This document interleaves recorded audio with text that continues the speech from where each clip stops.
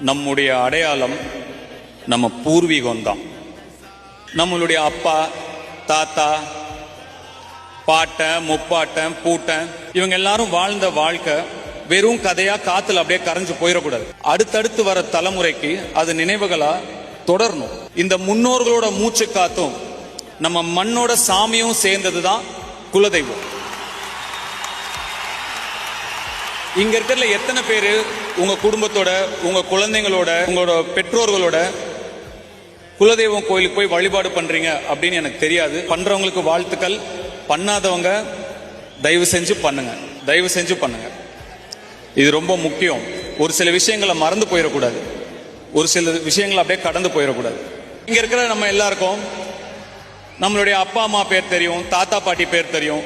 அவங்களோட அப்பா அம்மா, அவங்களோட தாத்தா பாட்டி வாய்ப்பு ரொம்ப கம்மி. ஒரு சிலர் தெரிஞ்சிருக்கலாம், வாய்ப்பு ரொம்ப கம்மி. நம்ம பிள்ளைங்களை நம்ம குலதெய்வம் கோயிலுக்கு கூட்டிட்டு போய் அவங்களோட வாழ்க்கையையும் வந்த வழியையும் அவங்களுக்கு எடுத்து சொல்லி அந்த குலதெய்வத்தோட அருளோட நம்ம பிள்ளைய வளர்க்கணும்.